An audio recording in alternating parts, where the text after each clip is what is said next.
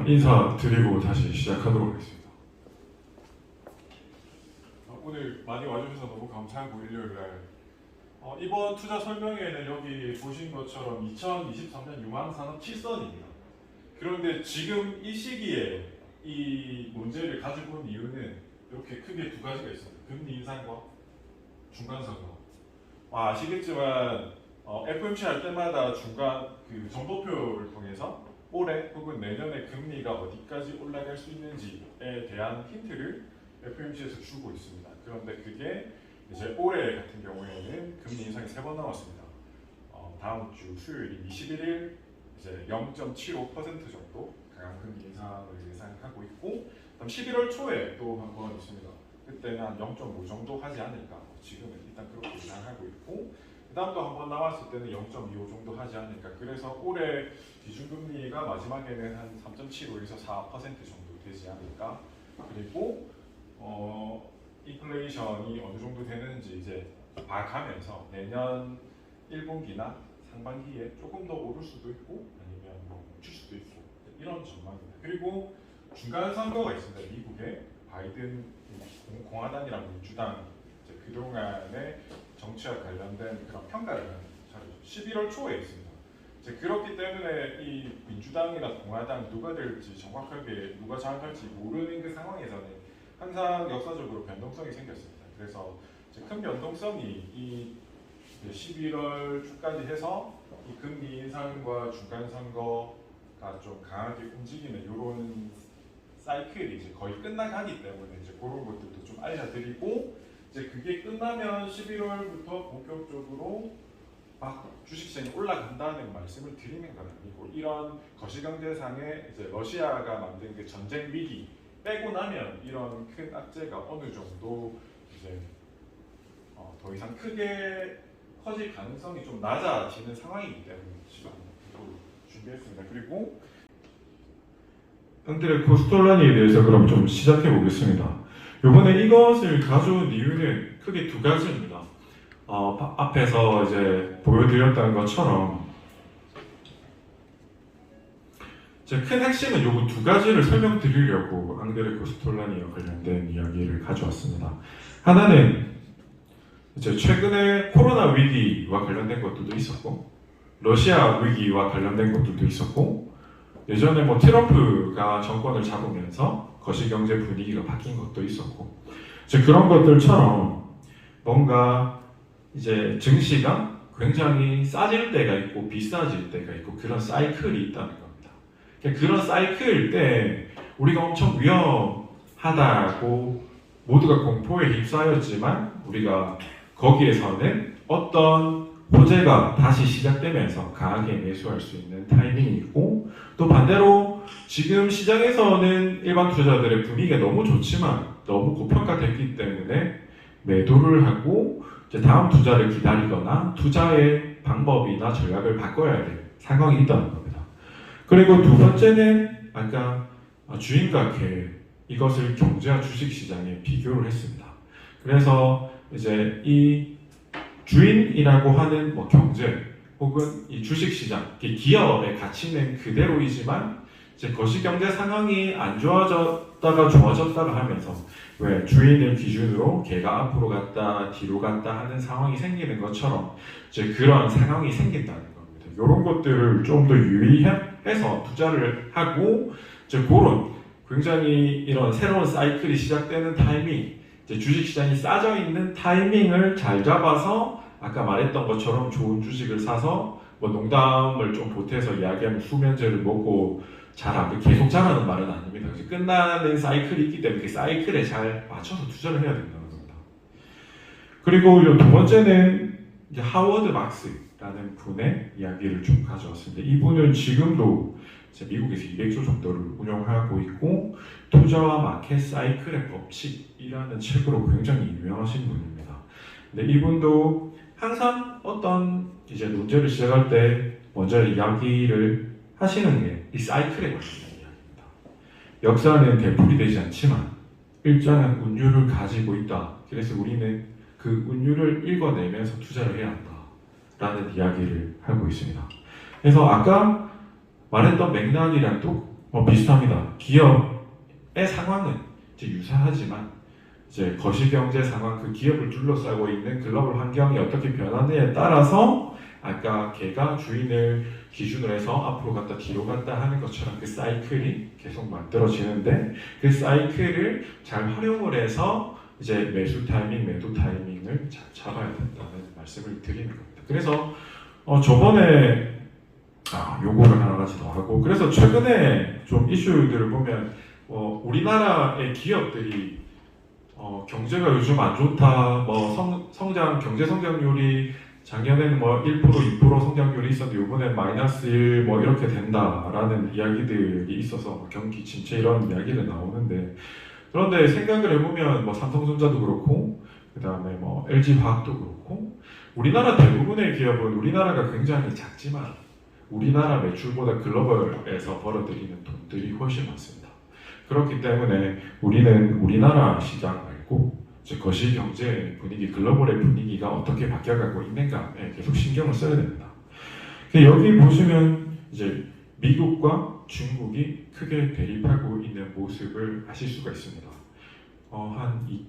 우리가 트럼프 정권이 오기 전까지, 오바마 정권 때까지만 해도 글로벌 밸류 체인이라고 해서 어떤 걸 만들면 다 같이 전 세계가 협업해서 만들고, 그 다음에 중국 같은 경우에는 싸게 공장을 많이 지어서 대량으로 생산을 함으로 통해서 전 세계 그 인플레이션이 오랫동안 나아진 상태에서 유지될 수 있는 그런 환경에 이제 우리가 다 노출되면서 경제 성장률도 높고 다 잘 살고 있었습니다. 그런데 이제 트럼프가 되고 시작하면서 이제 중국이 뭔가를 잘못하고 글로벌 패권을 가져가려고 하고 기술적인 우위를 가져가는 모습을 보면서 이제 블랙리스트를 만들고 싸우기 시작했고, 그다음에 글로벌 교육을 할 때 관세를 계속 높이면서 교육을 쉽게 할 수 없는 그런 상황이 만들어지고, 최근에 바이든이 정권을 잡으면서 그런 현상이 계속 이어지고 있고,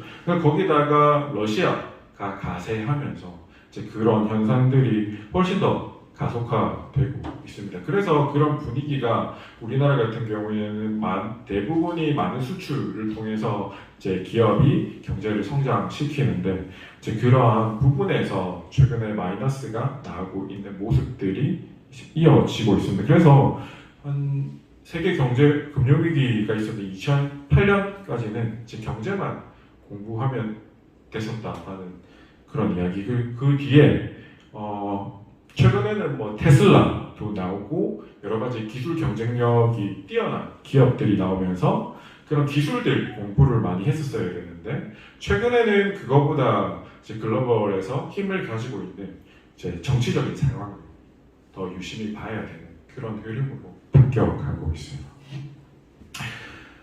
그리고 아까 하워드 막스에 대해서 한 가지를 더 이야기하자면, 투자자가 갖춰야 될 3가지 자질에 대해서 말씀을 하셨는데, 그 중에 3번째가 균형이라는 겁니다. 영어로 하면 밸런스라는 건데, 우리가 한 번씩 뉴스나 혹은 유튜브에서 듣는 용어들 중에 리밸런싱, 뭔가 상황이 변하면 밸런스를 다시 맞춰야 된다, 이런 이야기를 많이 하고 있습니다. 그런데 투자하시는 분들을 보면 왜 저희 고객들은 제가 매일 뉴스나 이런 것들도 새벽에 많이 업데이트해드리고, 새로운 보고서나 산업별 동향이 새로운 게 나오고 뭔가 그 안에 수출입 동향이 바뀌면 계속 산업별로 올려드리는데, 이제 투자를 하실 때 그런 뭔가 변화들을 계속 캐치하면서 변하는 걸 밸런스를 맞춰가면서 의사결정을 계속 새로 해야 된다는 겁니다. 그런데 이제 그런 것들을 안 하고 그냥 투자와 관련된 걸 잘 모르고 그냥 묻어두시고 계속 가져가시는 분들이, 왜 최근에 코로나 덕분에 투자자들이 많이 늘어나면서 주식을 어떻게 공부해야 되고 투자할지 모르면서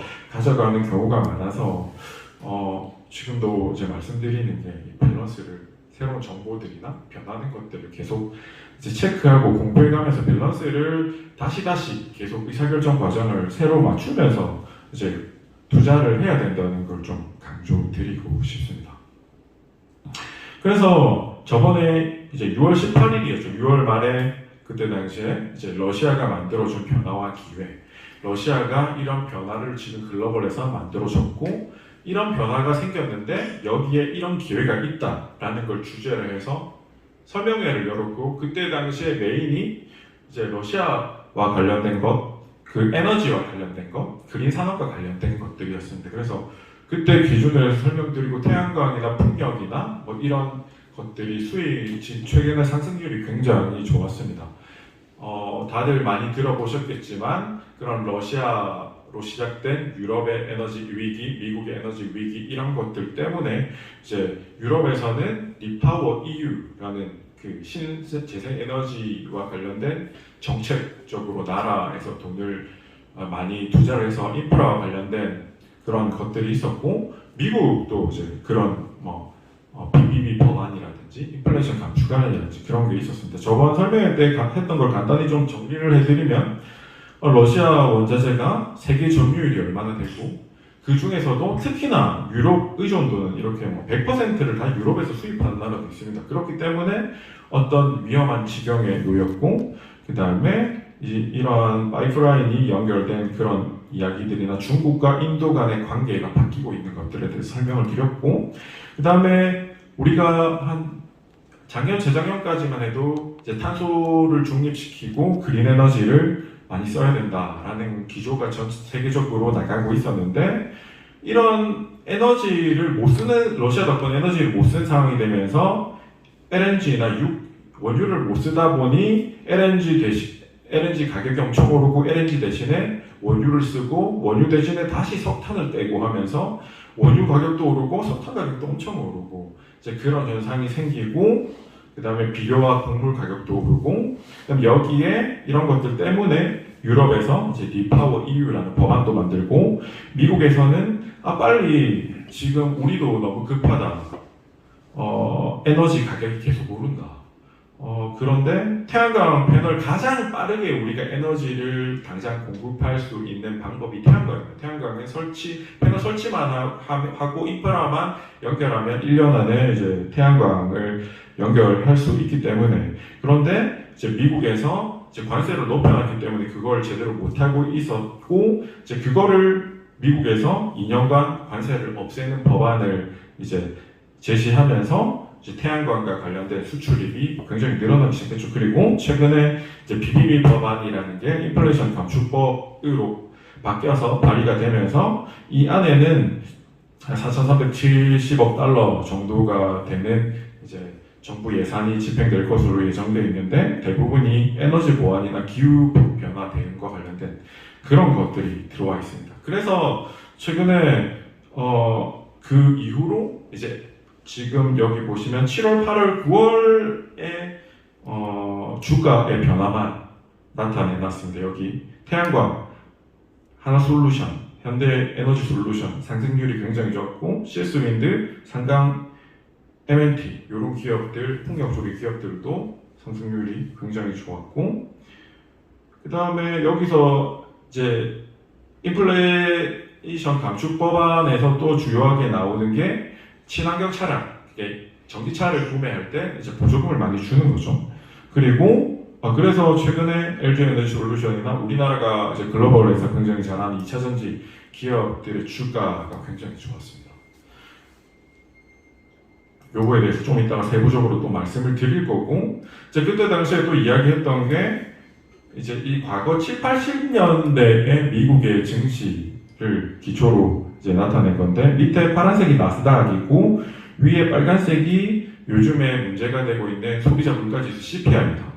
CPI가 가파르게 올라가다가 이제 꺾이면 나스닥이 상승하는 흐름을 보실 수가 있습니다. 여기서도 그렇고 이제 이때 이렇게 됐던 것처럼 우리가 지금 다들 어느 정도 아시고 예상하고 있는 건 CPI가 꺾이면 증시는 반등한다 라는 이제 논리가 있는 거고 그 최근에 뭐 다들 고생하고 있어서 다들 아시겠지만 인플레이션 때문에 이제 기업 상황이 안 좋고 그래서 증시가 안 좋은 게 하나 있고 인플레이션 때문에 인플레이션을 잡기 위해서 금리 인상을 강하게 하면서 또 증시에 영향을 미치는 요소 이렇게 두 가지가 있습니다. 크게 뭐 그런 것들이 있는 건 다들 아실 거고 어쨌든 올해 이제 지난 FOMC 기준으로는 올해 이제 기준금리가 아까 말씀드린 것처럼 0.75에서 4% 정도까지 올라가지 않을까 뭐 그렇게 보고 있고 이런 일정들이 아까 말씀드렸던 것처럼 CPI나 중간선거나 FOMC 일정이 이제 조금 더 남아 있는 걸 알 수 있습니다. 그리고 저번에 이어서 조금 이제 설명을 보충드리자면 조선에 대해서 최근에 업데이트한 게 있는데 보시면 크게 세 가지로 나눴습니다. 하나는 성광밴드, 하나는 현대미포조선, 현대중공업인데 최근에 LNG와 관련된 슈퍼사이클이 올 수도 있다라는 이야기들이 굉장히 많습니다. 그래서 지금 우리나라 조선소들 같은 경우에는 도크들이 앞으로 4년치 감이 다 꽉 차 있다고 하죠. 그런데 최근에 이제 가파르게 올라가다가 조정이 많이 됐습니다. 조정이 많이 됐는데 이번에 조정이 많이 된 이유를 좀 설명드리려고 합니다. 조정을 많이 된 이유가 지금 최근에 보시면 LNG선 용선료가 예전에 이렇게 엄청나게 올랐던 적이 있는데 최근에는 그렇게까지 못 오르고 있습니다. 못 오르고 있고 그 대신에 천연가스는 이렇게 많이 오르고 있는데 LNG선 용선료는 별로 못 오르고 있습니다. 그리고 이제 가격들을 보면 이 대신에 석탄 같은 거는 엄청나게 오르고 있고 그 다음에 여기 보시면 중고선 거래가 이제 한국 수주된 것들도 잘 하고 있지만 중고선 거래가 굉장히 활발하게 지금 되고 있습니다. 여기서 알 수 있는 게 뭐냐면 이제 LNG 가격이 많이 오르기 때문에 거기에 비례해서 처음에는 LNG를 생산하는 기업들의 주가가 좋을 수도 있다라는 이야기를 이제 가능성에 대한 이야기를 했었는데 최근에는 이제 2024년부터 이제 메탄올선이나 이런 LNG 선보다 훨씬 탄소를 적게 배출하는 그런 선박들이 나오기 시작해서 이 메이저 선주사들이 조금만 더 참았다가 중고선을 좀 개조해서 이제 조금 더 쓰다가 그때부터 바꾸기 시작할 거다라는 계획을 이제 발표하면서 예전보다 이제 LNG 선이나 이런 조선 성가들이 공격적으로 못 오르는 상황. 그러니까 LNG 산업이나 조선 산업이 나쁘다는 말씀을 드리는 게 아니고 이제 그런 흐름들 때문에 아직 슈퍼 사이클까지는 못 가고 있다. 이제 그런 이야기를 드리는 겁니다. 그리고 삼성전자나 이런 IT 관련해서도 계속 데이터들을 올려드리고 있죠. 삼성전자 PC와 관련된 거, 스마트폰, 태블릿, TV 서버나 혹은 비메모리 관련된 그런 증가율이 어떻게 지금 되고 있는가, 작년보다 이제 마이너스가 나오고 있다는 걸 계속 올려드리고, 이제 전문가들은 보면은 이제 좋으면 내년 상반기, 안 좋으면 내년 하반기까지도 이 안 좋은 사이클이 이어질 수 있다라는 것에 대한 이야기는 지금 하고 있습니다. 그럼에도 불구하고 일단은 장점 같은 경우에는 일단 아까 말씀드린 것처럼 유동성이 마이너스가 되고 있는 것들이 어느 정도 끝나가고 있다라는 것들에 대해서는 조금씩 긍정적인 분위기가 만들어지고 있긴 하지만, 그리고 제가 계속 올려드린 것들 중에 아까 말씀드렸던 것처럼 이제 메모리 반도체와 관련된 산업은 지금 당장은 안 좋아 보이지만 비메모리는 성장하고 있는 거, 얼마 전에도 비메모리 쪽이 한 15% 전달 대비 성장하고 있는 모습을 보이면서 ISC 비메모리 쪽에 이제 부품을 납품하는 이런 기업 같은 게 하루 만에 7%가 상승하고 이제 주가 흐름을 보시면 굉장히 좋고, 다른 것들도 하고 DDR5 수혜를 이제 기대하고 있는 이런 기업들도 지금 주가가 굉장히 좋고 이익은 계속 성장을 하고 있습니다. 그러니까 너무 삼성전자에 이제 목매지 마시고 이런 좋은 기업들이 우리나라에 많이 있고 자율주행과 관련된 기업도 이렇게 올라가고 있으니까 이런 기업들도 좀 활용하셨으면 좋겠습니다. 그래서 저번에도 삼성전자나 코스피를 기준으로 말씀을 드리면 짧게는 1년, 길게는 3년, 4년씩 사이클이 이어지기 때문에 2년씩, 3년씩 하락하면 굉장히 괴롭습니다. 그래서 방금 설명드린 것처럼 이제 상담을 받거나 혹은 이런 흐름을 잘 보고 이제 진입하기 괜찮은 타이밍에 그 사이클의 시작점에서 이제 매수를 해도 늦지 않기 때문에 너무 삼성전자 하면서 조급하지 않으셨으면 좋겠고, 그다음 최근에 이제 로봇과 관련된 주가들이 굉장히 좋습니다. 이제 탑픽으로 이제 레인보우 로보틱스랑 SPG라는 기업을 저번에 이제 저희 고객들은 다 알려드리고 했었는데 최근에 주가들이 굉장히 좋습니다. 좋고 최근에 또 이야기가 나오는 게 이제 로봇들이 좀 분위기가 좋아지다 보니 이런 뭐라 그래야 되지 ETF가 만들어지는 흐름이 이제 조금씩 나오고 있습니다. 그럼 ETF가 만들어지면 또 ETF로 돈이 들어오면서 유동성이 플러스되는 효과가 만들어지고 있고 풍력이나 2차전지처럼 이런 로봇 기업들도 장기적으로 한 연평균 30%대 성장을 하는 산업으로 보고 있기 때문에 앞으로도 지금 많이 올랐지만 앞으로도 좀 관심을 가져야 될 산업 중에 하나라고 보고 있습니다. 그리고 이제 저번 설명회 때까지만 하더라도 중국에서 셧다운이나 뭐 이런 것들이 이어지면서 주가가 안 좋다가 이제 여행이나 레저 최근에 굉장히 많이 올랐죠. 그리고 파라다이스에 들어오는 손님들이 월별로 쓰는 돈이나 이런 것들의 데이터는 계속 올려드리고 있습니다. 올려드리고 있고 그리고 바이오 같은 경우에도 어떤 이벤트들 때문에 빠르게 올랐다가 최근에 HLB도 그렇고 박셀바이오도 그렇고 예전에 1임상 때 이제 완전 관해라고 하는 암이 없어지는 그런 사람들이 생겨나면서 이때 한 거기다 무상증자까지 더해지면 한 25배 정도 올랐다가 조정되고 임상 흐름에서 또 한 2배 넘게 올랐다가 최근에 조정되고 이런 사이클이 만들어지고 있습니다. 이런 흐름도 1임상, 2임상, 3임상 이제 흐름에 따라서 이제 반복될 수 있기 때문에 이런 것들도 좀 잘 활용을 하셨으면 좋겠습니다. 그리고 포스코와 관련된 내용들인데 이거는 좀 이따가 설명드리고 이제 폴더블 최근에 폴더블과 관련된 삼성전자에서 갤럭시 폴드 4가 출시가 됐죠. Z 플립 4랑.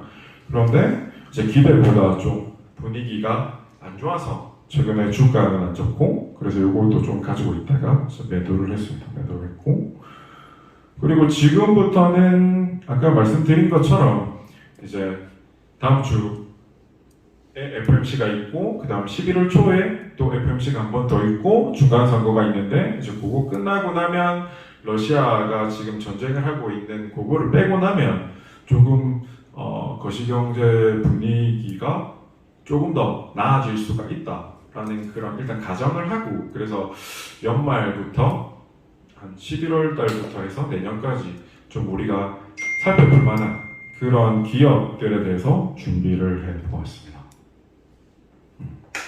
처음에는 2차전지입니다. 퀴즈 하나 드리겠습니다.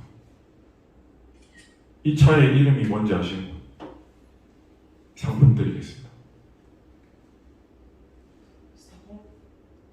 EV9. 땡.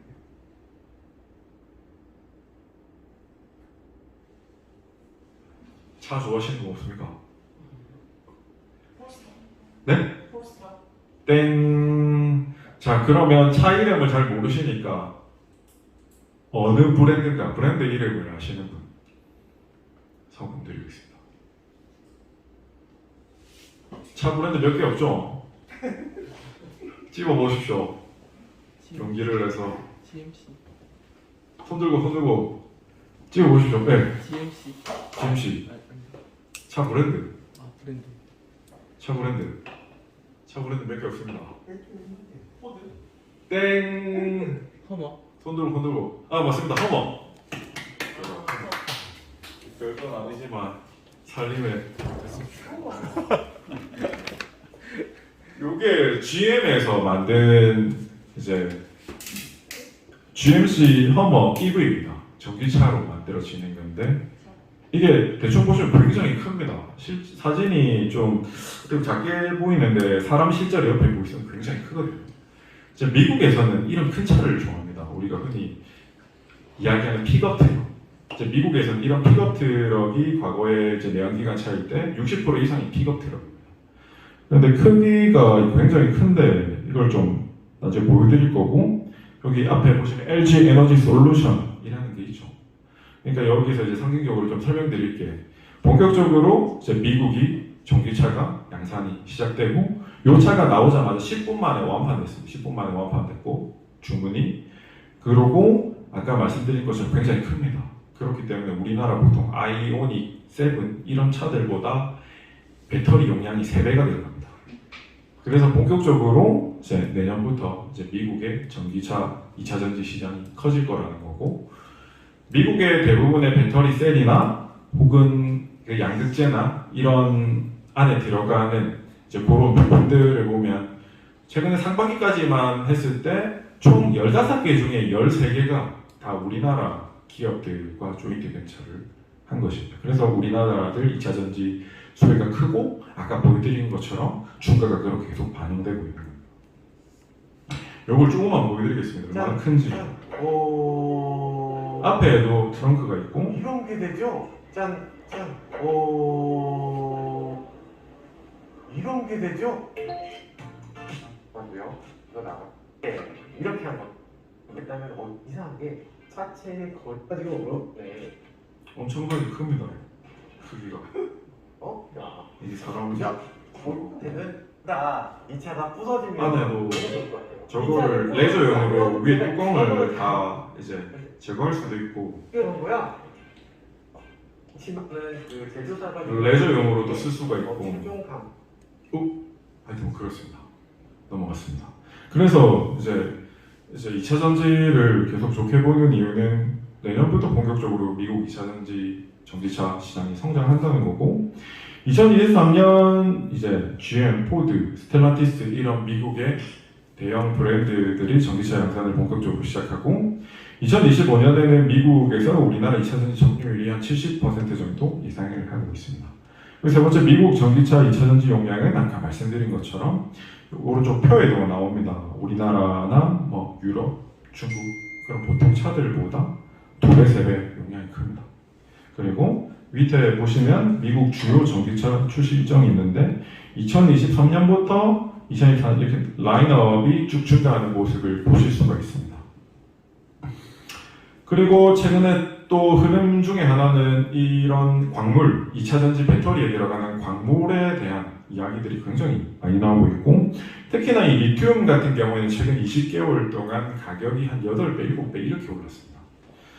이 전기차 내에서 배터리 팩이 차지하는 이제 원가가 한 절반 정도 되고, 그 이제 셀 안에서 이제 양극재가 또 절반 정도 차지하고, 그 양극재 내에서 리튬이 절반 정도 차지합니다. 그래서 우리가 리튬, 뭐 니켈, 코발트, 망간 이런 것들을 좀 가져가기 위해서 굉장히 노력을 하고 있는데, 중국이 많이 선점에 있고 이제 그런 것들 때문에 최근에 문제가 되고 있고, 인플레이션 감축안에서 이제 미국이 이제 이야기하는 것 중에 하나가 중국의 비중이 어느 정도 이상 높으면 보조금이나 뭐 혜택을 주지 않고 혜택을 뺏어가겠다, 뭐 이런 것들에 대한 법안을 제시하고 있어서, 또 최근에 이런 리튬 광산이나 니켈, 코발트, 망간 혹은 배터리를 재활용해서 만들어내고 있는 그런 기업들 주가가 굉장히 좋습니다.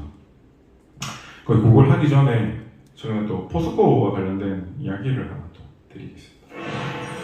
포스코는 이때까지는 그냥 철강을 생산하는 기업으로만 우리가 보통 알고 있는데,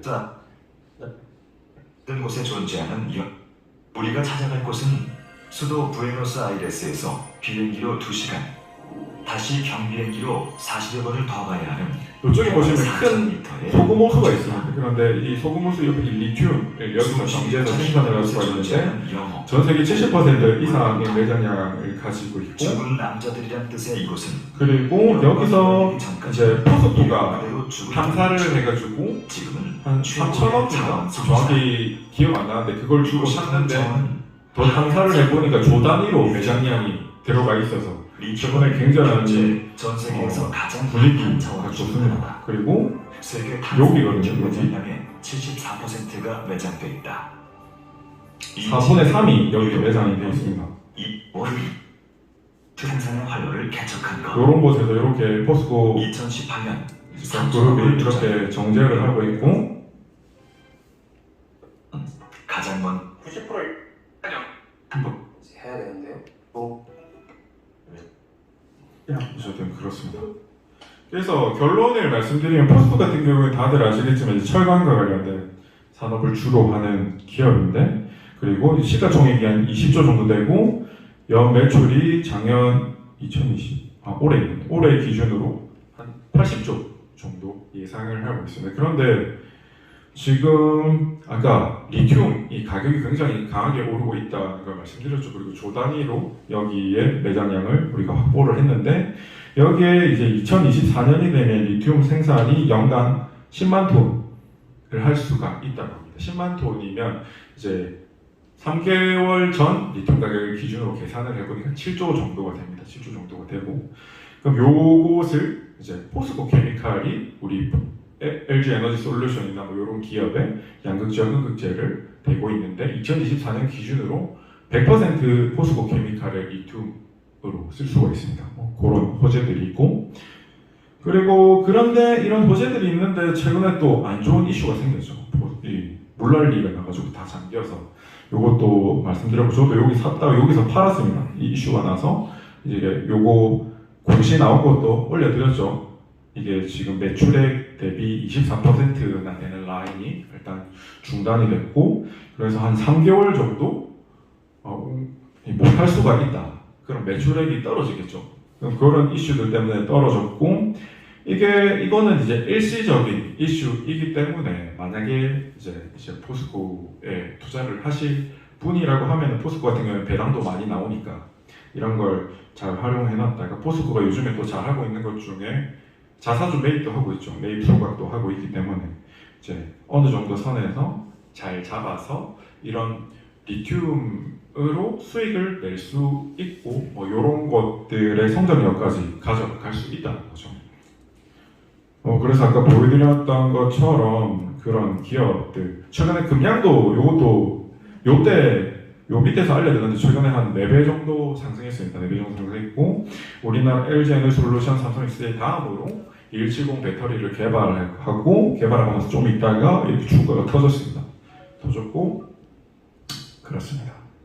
그리고 이제 요거는 어젠가 보고서 나온 건데 2차전지 중에서 좀 앞으로 괜찮을 수 있는 기업일 것 같아서 그냥 하나 참고 가시라는 차원에서 가져왔습니다. 태경 BK라는 기업인데 이 기업이 올해부터 본격적으로 2차전지 인조 흡연 음극재 최근에 필수적인 소재죠. 인조 흡연을 만드는데 핵심 소재인 코크스를 우리나라에서 이제 만들어서 납품하는데 지금 이런 성장성에 비하면 이제 하나증권의 이제 보고서에 의하면 굉장히 밸류가 싸다. 그래서 지금 조금 상승했는데 뭐 있으면 월요일 또 터질 수도 있습니다. 어쨌든 참고만 하시고 보고서는 나중에 좀 연락처 적어놓으신 분들은 다 보내드리도록 하겠습니다. 그리고 그거 말고도 최근에 LG 화학이랑 LG 에너지 솔루션 물적 분할과 자회사 상장 이슈들이 있었던 것처럼 이제 그런 것들을 조심해야 되죠. 그런 것들을 조심해야 되는 기업이 SK 이노베이션이랑 후성 이런 기업들이 있습니다. 며칠 전에 10일 전에 3프로의 최태원 회장님이 나오셔서 인터뷰하는 걸 1시간 동안 들었습니다. 근데 여기서 제가 가장 귀 기울여 들었던 것 중에 하나가 SK 이노베이션 자회사로 지금 만들어져 있는 SKO는 그 상장을 할 거다. 그러면 LG 화학 예전에 LG 에너지 솔루션 상장한 것처럼 좀 그런 현상이 나오겠죠. 그래서 이런 걸 조심하라고 말씀드리는 거고 후성 같은 경우에도 글로벌로 진출하는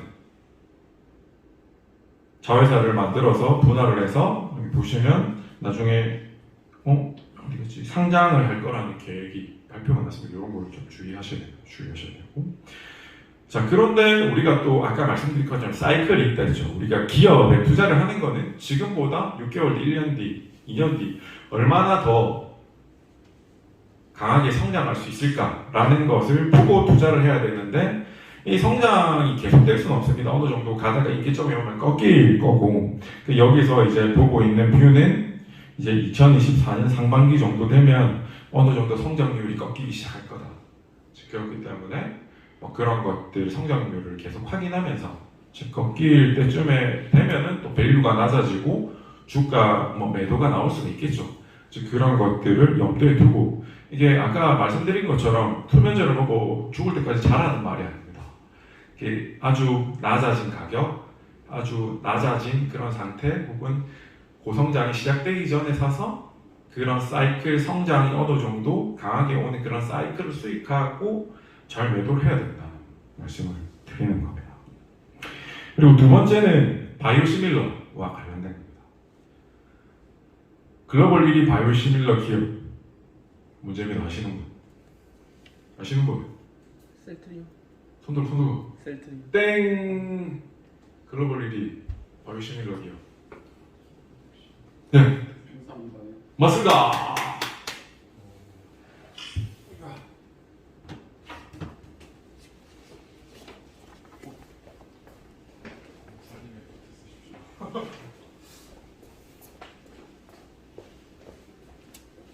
저 여기 인터넷에 검색하시면 이때도 2019년도 8월 달에 제가 투자 설명회를 해서 삼성바이오로직 셀트리온 수익을 많이 냈었습니다. 그런데 지금 그때도 1차 웨이브가 여기 이제 8.8조, 10조죠. 요거 하나가 약 하나가 항암제인데 항암제는 보통 하나를 만드는데 15년 정도 걸립니다. 그런데 바이오시밀러라는 거 요걸 이제 15년에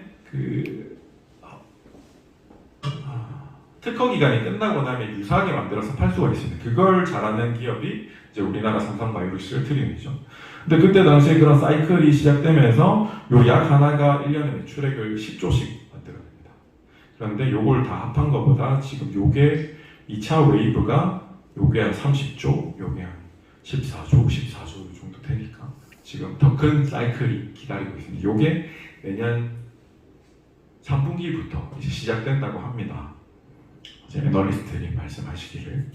그래서 이제 이런 사이클들이 있고 이런 거를 우리가 쉽게 생각하면 삼성전자 사는 것처럼 이런 사이클이 시작되기 전에 사서 사이클이 본격적으로 성장하는 구간에서 수익을 내고 이제 나오는 그런 전략을 쓸 수가 있습니다. 그래서 이때도 그때 1차 웨이브가 시작되고 삼성바이오로직스는 한 2배 정도 수익이 났고 셀트리온은 확 올라갔다가 코로나 치료제 때문에 더 올라갔다가 최근에 그게 무너지면서 많이 빠졌죠. 그리고 최근에 다시 이런 바이오시밀러 이슈들 때문에 조금씩 올라가고 있습니다. 올라가고 있고 SC 제형이 만들어 놓은 게 있는데 그거는 이제 셀트리온이 전 세계에서 독보적이기 때문에 계속 점유율을 잘 키우고 있고 이제 특히나 뭐 셀트리온 같은 경우에는 이제 상장 회사가 셀트리온 헬스케어, 그 다음에 셀트리온 제약 이렇게 세 가지가 있는데 특징적인 거는 셀트리온은 이제 출하를 하기 3개 분기 정도 전에 이제 출하를 해서 셀트리온 헬스케어로 넘겨서 셀트리온 헬스케어가 유통을 시키고 이런 구조가 있기 때문에 셀트리온 같은 경우에는 빠르면 올해 4분기부터 이제 그거 관련된 매출액이 잡힐 수도 있다고 합니다. 참고하시기 바랍니다. 바이오들이 우리나라에서 잘하고 있고 좋은 것들이 많은데 너무 이야기 다 하면 시간이 오래 걸리기 때문에 이 정도만 하겠습니다. 바이오는. 그 다음에 이제 유망산업 중에 게임이 또 있습니다. 게임이 올해의 기준으로 우리나라는 게임 산업의 역사적인 새로운 변화가 만들어지고 있습니다. 요거에 대해서 좀 설명을 드리겠습니다. 그 대표적인 기업이 네오위즈라는 기업이고 거기 P의 거짓이라는 그런 게임 제목인데 요거를 시작으로 좀 설명을 드리겠습니다. 일단 게임에 투자를 하는 이유도 그렇고 저희 고객들 중에도 게임 기업 제가 이제 글로벌 출시 직전에 뭐 이렇게 알려드리고 해서 돈을 굉장히 많이 버시고 뭐 서울에 집도 사시고 이런 분들도 있습니다. 그런 분들도 있는데 그 정도로 이제 게임 시장이 좋은 게 이제 좋은 것을 잘 찾으면 이제 사이클이 짧습니다. 다른 산업들에 비해서 이제 게임이 이게 괜찮아 보인다 성장하기 시작하고 그 다음에 실적이 잘 나고 이런 사이클이 짧게는 3개월 길게는 1년 내에 만들어지기 때문에 예를 들면 데브 시스터즈도 계속 적자 내다가 RPG 장르의 게임을 만들면서 돈을 많이 벌어서 바로 10배 넘게 상승했다가 또 이때 글로벌 출시하면서 또 한 2달 동안 3배가 올랐습니다. 이런 사이클을 활용할 수 있다는 거죠. 돈을 버는데.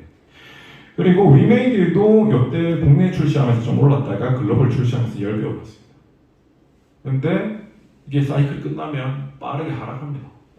이게 게임이라는 게 기술이 바뀌고 새로운 게 나오면 더 재밌는 새로운 것으로 사람들이 옮겨가기 때문에 이제 그 사이클을 잘 타야 됩니다. 사이클을 잘 타야 되고. 그래서 요거는 이제 모바일 인덱스에서 만들어 놓은 그런 리포트인데, 여기 보시면 우리나라의 모바일 게임 시장에서 1년 동안 거래되는 거래액입니다. 2017년도에는 4조, 2018년도에는 4조 좀 나고, 2019년도에는 4조 3천억, 그 다음에 2020년도에는 5조가 넘었고, 그 다음 작년에는 7조 5천억까지 올랐습니다. 굉장히 큰 시장입니다. 그래서 이 내에서 1, 2위, 3위 하는 기업들은 1년에 5천억에서 2조 정도를 나옵니다. 그럼 갑자기 매출액이 1년에 뭐 1조, 2조가 생기면 그럼 시가총액이 뭐 한 10조, 20조 되겠죠. 그런 변동성을 잘 활용하시면 돈을 잘 벌 수 있습니다. 그래서 뭐 상위 한 1위에서 3위 하는 기업들이 전체 매출액의 한 30에서 40%, 한 40%까지 가져갑니다. 그리고 그 중에 가장 돈이 많이 되는 장르가 RPG, 롤플레이입니다. 그게 한 70% 가까이 가져가고 있습니다. 그리고 사이클에 대해서 하나 좀 간단하게 설명을 드리면, 여기 보시면 밑에 파란색이 NC소프트의 리니지 모바일 출시했을 때고, 두 번째 위에 회색이 리니지 2 모바일 출시했을 때 매출액인데, 분기별 매출액을 나타낸 건데, 이제 리니지 모바일 매출액이 쭉 가다가 위에 회색이 붙었죠. 리니지 2 모바일이 붙었습니다. 리니지 2 모바일이 출시되면서 이때 출시되는 달이 포함된 분기에 성장하고, 그 다음 분기에는 이제 세 달이 꽉 차서 매출액이 들어가니까 매출액 피크가 찍히고 이렇게 떨어집니다. 그래서 이런 매출액이 꼭 항상 이렇게 된다는 말이 아니라, 예를 들어 설명드리는 건데, 이런 매출액의 변화나 사이클을 잘 활용해야 된다는 거고. 그리고 아까 피해 거짓, 일단 피해 거짓 하나 보겠습니다. 피해 거짓. 최근에 아까 방금까지 말씀드린 거는 우리나라 모바일 쪽에 잘하는 RPG 게임 산업에 대해서 말씀드린 거고, 요번에는 콘솔에 대해서 말씀을 드릴 겁니다. 콘솔 시장이 지금 이제 내년부터 본격적으로 우리나라가 성장할 것으로 보이는데, 일단 영상을 하나 보고 시작하도록 하겠습니다.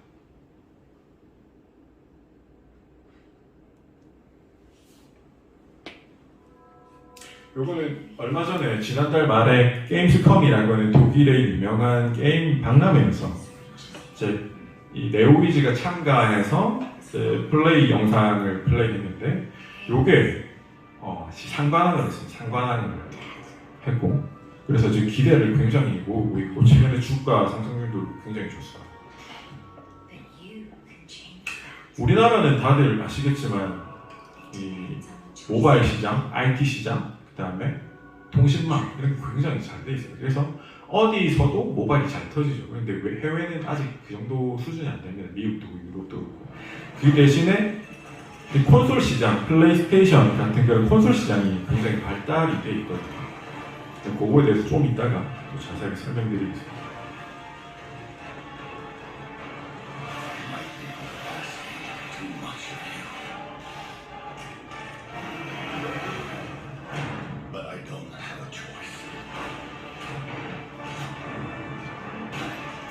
이 피의 거짓이라는 게, 피가 피노키오입니다. 피노키오고, 그 피노키오 그 IP를 활용해서 게임을 만들었어요.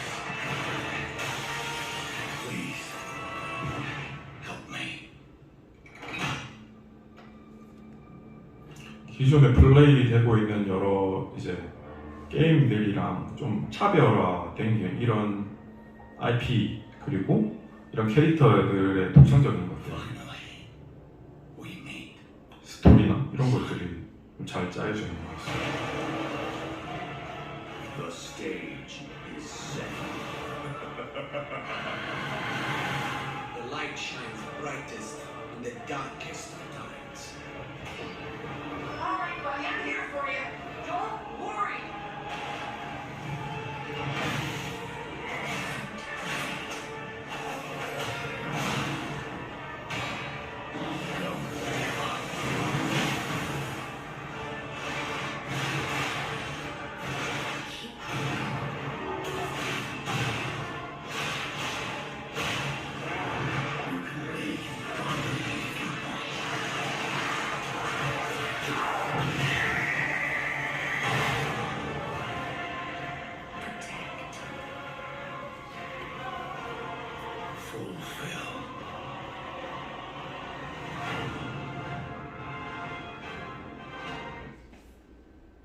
뭐 대충 여기까지만 보겠습니다.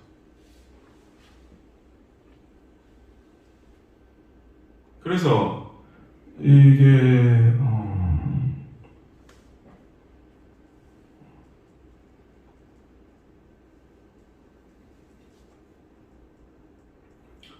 이제 요거는 이제 플레이가 콘솔로 만들어진 콘솔에 대해서 좀 이따가 설명드릴 건데 지금 상관왕을 하기 쉽지 않은 상관왕을 했습니다.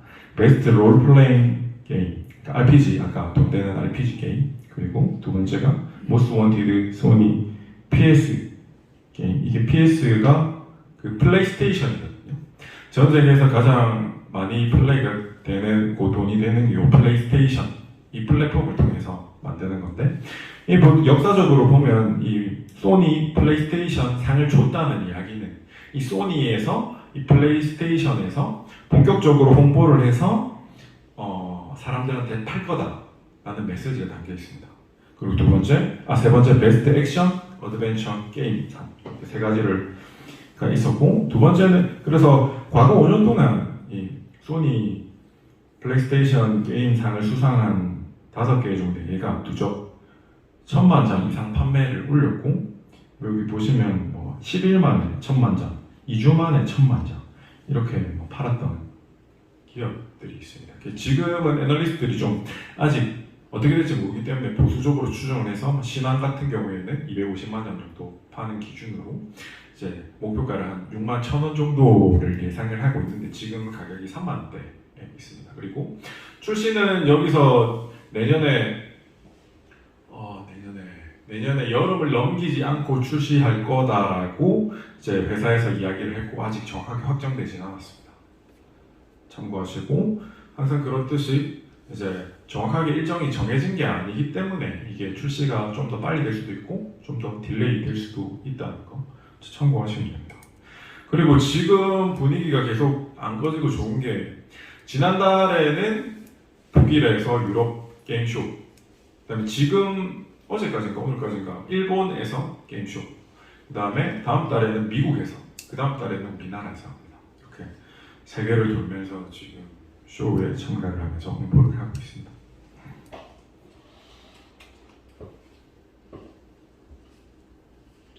그리고 또 제 개인적으로 이제 기대를 하고 있는 걸 하나 더 보여드리겠습니다.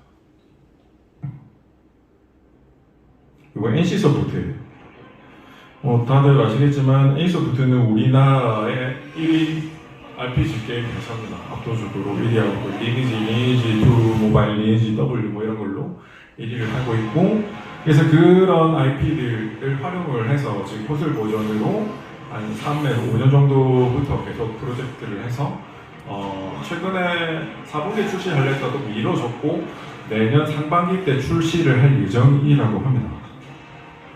그래서 그동안 이 모바일 RPG 장르에서 흥행을 했고 성적을 잘 냈던 그런 것을 지금 콘솔에서 재현하려고 하고 있고,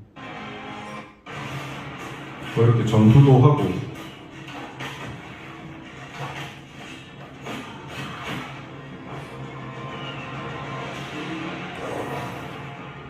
대장 몬스터를 같이 단합해서 잡기도 하고, 이 안에서 이제 실생활과 다른 그 소셜 네트워킹을 할 수 있어요. 이제 캐릭터도 성장시키고 무기도 성장시키고 하면서 전쟁도 하고 이런 재미가 있는데 어쨌든 개인적으로 기대를 하고 있습니다. 저희 우리나라 게임 기업들이 아까 말씀드린 것처럼 올해가 이제 새로운 역사를 게임 시장에서 쓰기 시작하는 시기다라고 말씀드렸던 게 전체적으로 모바일 게임 위주였던 우리나라 게임 시장이 이제 콘솔 플랫폼으로 변화하고 있습니다. 콘솔 플랫폼으로 변화하고 있는 이유는 아까 말씀드렸던 것처럼 우리나라는 압도적으로 모바일 게임 비율이 높습니다. 그런데 북미나 유럽 같은 경우에는 그 정도만큼 활성화가 안 돼 있고 콘솔 게임이 한 40% 정도를 차지하고 콘솔 게임 시장이 큽니다. 그렇기 때문에 이 유럽이나 북미에 만들어진 인프라를 활용해서 그 게임 시장의 매출액을 올리기 위해서 이런 플레이스테이션, 여기 보시면 여기 조종기가 있고 사운드, 그 다음에 플레이스테이션 이런 TV에서도 할 수 있고 굉장히 모니터가 큰 데서도 플레이를 할 수가 있습니다. 그런 것들이 있고 이런 것들을 활용해서 유럽 북미 시장을 좀 공략하려고 하고 있습니다. 최근에도 넥슨 게임즈에 여기서 히트2라는 것들 또 올려드렸고 액션 스퀘어라는 것도 올려드렸는데 이것도 출시하기 전에 기대감 때문에 50% 올랐다가 출시될 때쯤 조정 나오고 다시 최근에 이때 출시되고 나서 순위가 구글 스토어 1위까지 올라와서 이때 기준으로 해서 매수세가 강했는데 매도세도 굉장히 강했습니다. 그러면서 증시도 안 좋으면서 떨어졌다가 최근 며칠 동안 또 후속작 요 게임 2개가 오픈되고 이제 일본 게임쇼에서 이제 소개가 되면서 이제 반등하는 흐름 만들어지고 액션 스퀘어 같은 경우에는 제가 유튜브에 아주 자세하게 설명을 해놨습니다. 최근에 한 50% 정도 상승했습니다. 그리고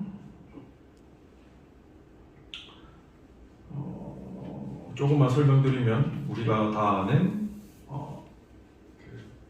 킹덤 IP, A-스토리에서 만든 킹덤 IP를 활용해서 지금 롤플레잉 게임을 만들고 있고 좀 국내 출시하고 여기도 글로벌 출시를 하지 않을까 이렇게 보고 있습니다. 그리고 네 번째 유망하게 보는 산업은 로봇입니다. 자세하게는 준비를 못했습니다. 이게 제가 이 설명회를 준비하면 제일 힘든 게 이제 주말이나 이제 사람들이 일하는 시간 말고 시간이 될 때 해야 되다 보니 이렇게 연락을 드리고 고객들 연락 드리는 게 너무 시간이 많이 걸려가지고 어쨌든 아까 말씀드린 것처럼 저희 고객들한테는 요거를 아까 레인보우 로보틱스나 SPG를 설명드렸고 이 안에 들어가는 협동 로봇이든 여러 가지 로봇에 들어가는 이 로봇 협동 로봇입니다. 그리고 이 안에 들어가는 주요 부분들 감속기, 구동기 이런 것들이 있는데 레인보우 로보틱 같은 경우에는 이걸 전부 다 개발을 완료했고 그다음 SPG 같은 경우에는 이 관절마다 들어가는 이제 모터 이렇게 빠르게 움직였다가 느리게 움직였다 이걸 제어하는 감속기가 있어요. 조종계 감속기를 만들어서 SPG 같은 경우에도 최근에 글로벌에 이제 팔기 위해서 지금 테스트 과정 중인 것들이 꽤 있고 그래서 최근에 주가가 좋고 SPG에 탐방했던 그런 내용들이 있는데 조금만 보여드리겠습니다. 어떤 걸 만드는지 이런 로봇 안에 들어가는 베어링 같은 것도 만들고 이 로봇입니다. 여기에 이 관절마다 감속기가 들어갑니다. 이렇게 3D로 개발도 하고 저런 것들도 들어가고 이렇게 개발하는 모습도 보이고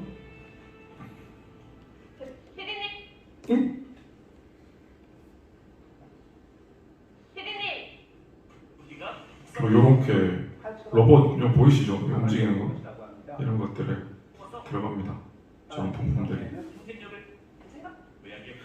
이전에는 일본 기업이 한한이라는 일본 기업이 글로벌 1위 했었는데 우리나라 잘하는 게 그런 거죠. 어떤 걸 해도 잘 만들고 이제 더 싸게 만들죠. 그래서 이제 물량을 뺏어오기 시작할 걸로 예상을 하고 있습니다. 그래서 최근에 이제 그때 탑픽으로 2개 종목 말씀드린 이후로 상승률이 굉장히 좋았습니다. 그 다음에 5번째는 K 컨텐츠입니다. K 컨텐츠고 다들 아시겠죠? 스튜디오 드래곤, 그 다음 오징어 게임 이런 것들이 글로벌에서 컨텐츠들이 1위를 했었고 BTS 이런 거 설명 안 해도 다들 아실 겁니다. 최근에는 이목을 받고 있는 게 블랙핑크죠. 블랙핑크 정규 2집 앨범이 나오면서 이렇게 보시면 전 세계에 언제 이 영상이나 이런 것도 출시할 거다 이런 계획을 가지고 있고 일단 정식 앨범 출시하기 전에 벌써 200만 장 선주문이 들어와서 그렇게 되고 있고 조금만 보여드리면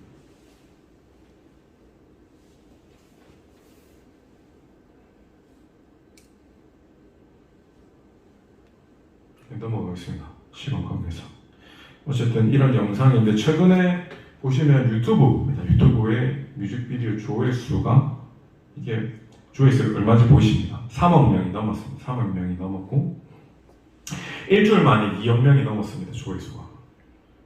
그렇고 그리고 이제 본격적으로 10월 달부터 내년 2분기까지 전 세계 19개국 26개 도시에 36회 공연이 예정이 되어 있습니다. 그동안 공연을 못했죠. 예정되어 있고 BTS랑 비교를 했을 때 이제 비슷하다. 대충 이런 느낌입니다. 보통 이제 추정을 할 때 보수적으로 추정을 조금 하기 때문에 그렇게 볼 수가 있고 그래서 이제 이런 SM이나 뭐 JYP나 YG나 뭐 이런 것들을 보면 지금 음반 판매도 엄청 늘어나고 있고 하이브리드 공연으로 온라인에서 공연을 하면 이제 오프라인에서 공연을 하면 공연장 안에 사람 수가 제한되지만 온라인에서 하면 사람의 제한이 없기 때문에 이걸로 돈도 많이 벌었죠. 많이 벌었고 그다음 최근에 국내 앨범 판매량, 해외 음반 수출량의 성장률을 보면 해외가 가파르게 성장하고 있는 걸 아실 수가 있습니다. 그리고 최근에 음반이 굉장히 많이 팔리는 이유가 그냥 옛날처럼 음반만 파는 게 아니고 음반을 사면 이 안에 혜택들이 많이 들어있습니다. 어떤 뭔가 플랫폼에 가서 스타들과 뭘 할 수 있는 뭔가를 준다거나 사인회에 갈 수 있는 응모권을 준다거나 뭐 그런 것들이 많이 포함되어 있습니다. 그리고 이 앨범에서만 받을 수 있는 스타들의 사진이나 여러 가지 뭐 그런 것들을 하고 있고 뭐 작년, 재작년부터 이제 잘 하고 있는 게 이제 우리나라에서만 그런 이제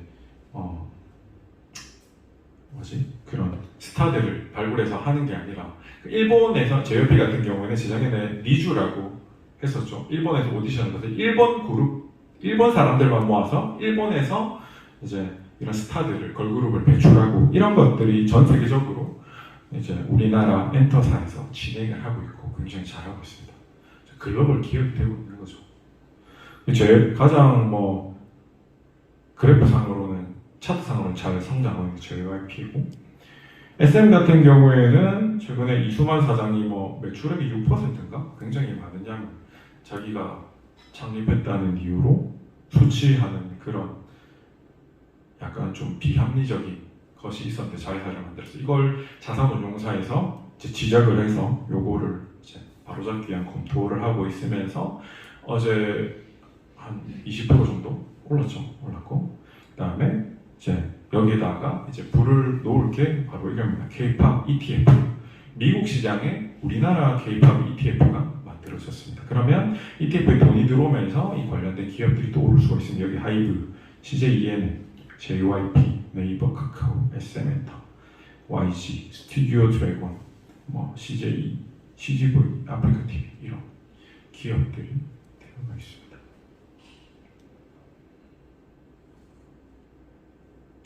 그래서 어쨌든 이때까지 이제 몇 가지를 살펴봤는데 다시 한번 강조드리지만 주식 투자를 할 때는 방금 설명드린 것처럼 6개월 뒤, 3개월 뒤, 1년 뒤 어떤 요건이 더 기업이 성장할 수 있는가 그리고 거시경제 상황은 어떤가 기업을 둘러싸고 있는 그런 변화들을 계속 민감하게 생각을 하시고 투자를 하셔야 되고 근데 개인적으로 투자를 하기 어려우니까 저한테 많이 도움을 받으시고 자주 연락하시고 계속 물어보면 또 업데이트 해드릴 거고 이제 고객들은 계속 자료를 올려드리고 하니까 거기에 자기가 가지고 있는 종목이 해당되는 게 있으면 계속 확인하시고 공부를 하시고 업데이트 하시고 하시면서 투자를 하셨으면 좋겠고 이제 균형이라는 거 밸런스를 새로운 정보가 나오고 새로운 추측이 나오고 새로운 예상이 나오면 계속 이런 것에 대한 밸런스를 계속 맞춰야 되고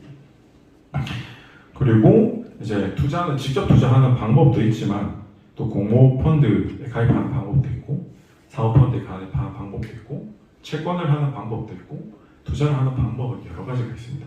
그런데 뭐 개인적으로 주식을 잘 모르고 저희 고수가 아니고 신경을 쓸 겨를이 없다라고 하시면 이제 레버 카운트를 가입하시면 최소 가입 금액은 2천만 원밖에 안 되기 때문에 뭐 연에 1.5%만 이제 수수료를 내시면 운영을 대신 해드리기도 합니다.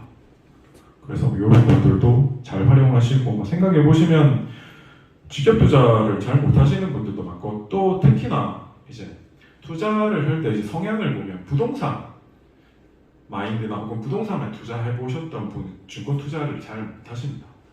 이제 증권 투자의 특징을 조금만 이게 굉장히 중요한 건데 보시면 우리가 자산을 부동산, 동산 이런 것들 이제 부동산은 우리가 생각하는 집, 땅 이런 거 그런 거는 뭐 잘 움직이기도 힘들고 매도 매수도 쉽게 하기 힘들고 그다음에 매도 매수할 때 세금도 많이 나옵니다. 그렇고 이제 동산 같은 경우에는 뭐 차도 있을 수가 있고 커피콩 같은 게 있을 수도 있고 뭐 그런데 우리가 하는 이 증권 투자, 주식 투자, 채권 투자 이런 거는 변동성 자산입니다. 그렇기 때문에 그 각 자산마다의 변동성이 언제 뭐 때문에 어떻게 만들어질 수 있는가 이런 거를 잘 파악해야 되고 그걸 읽을 수 있는 눈이 있어야 됩니다. 그런 것들을 활용하셔야 되고 공모펀드 같은 경우에는 우리가 지금 가입하면은 뭐 작은 금액으로 하시는 분들은 그냥 돈을 모은다는 생각으로 할 수는 있는데 공모펀드 같은 경우에는 가입하실 때 또 수수료가 있고 그다음에 또 수익이 나면 거기에 배당 소득세 15.4%가 있습니다. 그리고 사모펀드 같은 경우에는 이제 성과 보수나 혹은 이제 가입 금액이나 이런 것들이 굉장히 높습니다. 그렇기 때문에 상대적으로 웹 어카운트를 통해서 가입하는 게 굉장히 유리한 면도 있습니다. 하여튼 그렇습니다. 그렇게 설명드리고 오늘은 여기까지 하도록 하겠습니다. 잘 들어주셔서 너무 감사하고 혹시나 질문 궁금한 거 박수 한번 쳐주십시오. 제가 이거 준비한다고 추석 전부터 거의 뭐 쉬지 못하고 살도 많이 빠지고 배탈도 나오고 잠도 잘 못 자고 연락 드리고 한다고 힘들었습니다. 하여튼 그렇고 일단 아까 말씀드린 것처럼 지금 거시경제상에 큰 변화가 몇 가지가 있고 그게 끝나면 연말 내년에 좋아 보이는 산업들 이런 게 있고 그리고 이제 공부하다 보면 아까 이제 어제 나왔던 보고서 하나 말씀드렸죠. 2차 전지 음극재의 인조 흑연의 핵심 소재로 들어가는 그 기업이 있는 것처럼 매일매일 계속 새로운 것들 좋아 보이는 것들 계속 찾아내고 있습니다. 그래서 일주일에 괜찮은 것들이 몇 개씩 계속 찾아지니까 이제 같이 이제 서로 소통하시면서 하시면 도움이 되시리라고 생각을 합니다. 그리고 질문 혹시 있으신 분들 있으시면 질문하셔도 됩니다. 혹시 예. 이게 뭐 종합 지수에 예. 영향을 어느 정도 주가들이 받을 수밖에 없잖아요. 예. 근데 그 이번에 FOMC라든가 향후에는 조금 더 강하게 올릴 것 같이 이렇게 그 각국에서 이야기를 하던데. 예, 맞습니다. 지금 분위기를 보면 이제 요 며칠 어제 그제 이틀 동안 나왔던 이유 중에 하나가 예를 들면 이제 미국에서 가장 큰 헤지펀드를 운영하고 있는 영향력 있는 레이 달리오라는 분이 뭐 예를 들면 내년 상반기에 이제 금리 인상이 4.5까지도 갈 수도 있고 그렇게 되면 나스닥이 20% 추가 하락할 수도 있다. 뭐 이런 이야기를 하신 것들도 있고 이제 인플레이션이 뭐 지금 최근에 중국도 셧다운이나 뭐 이런 것들은 공장이 제대로 다 안 돌아가고 있거든요. 그리고 이제 유럽에서도 아까 말씀드렸던 그 에너지 간의 상관관계, 석탄이나 혹은 원유나 LNG 관련된 상관관계들이 조금 덜 쓰고 있는 것도 있고 이제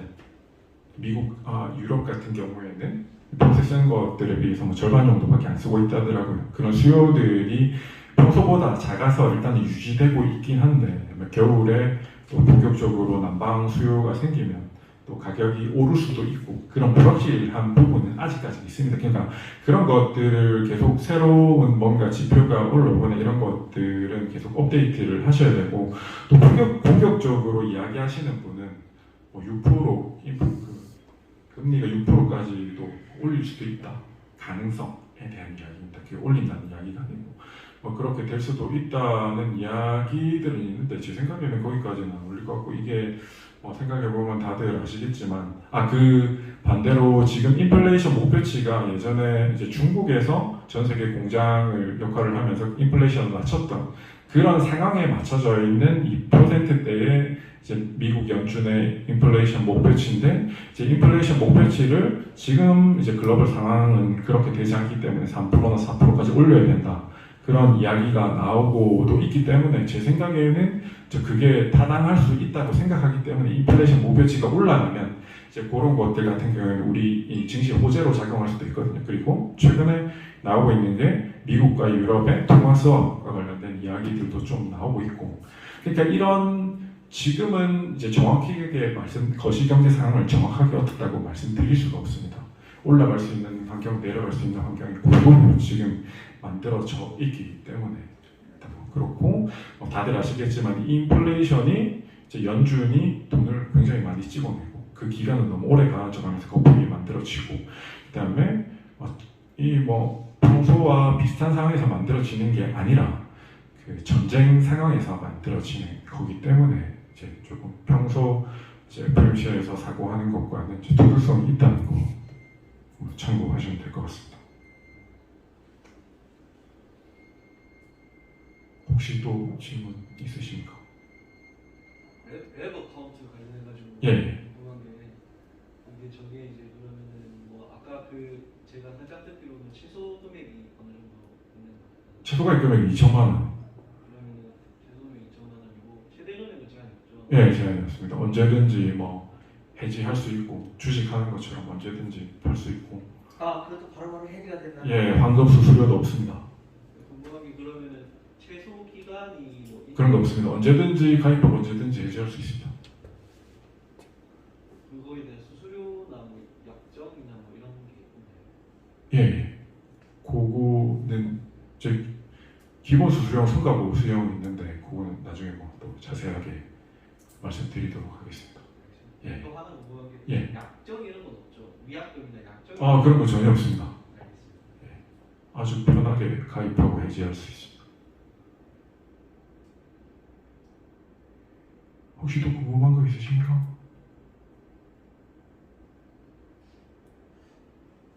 하여튼 제가 다 아시는 분들이지만 혹시나 연락처 안 적어 놓으신 분들 연락처 적어 놓고 가시면 자료 몇 가지 또 추가로 보내드리도록 하겠습니다. 그럼 오늘 설명회는 여기서 마치도록 하겠습니다. 감사합니다. 오늘 감사합니다.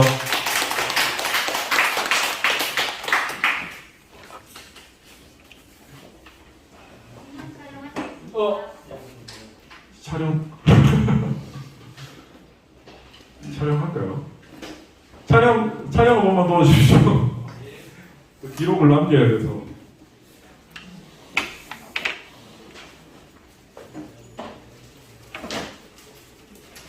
도시를 씁시다.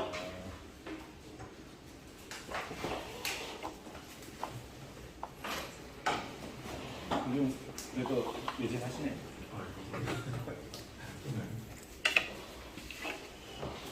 자, 뭐, 다이어도 빨리 생겨. 응. 뭐, 잘 되니까, 오른쪽으로. 이쪽으로.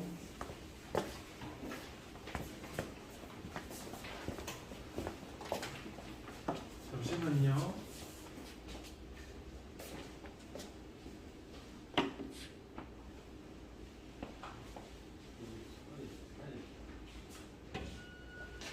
선배님, 잠시만요. 강사님도 있어요.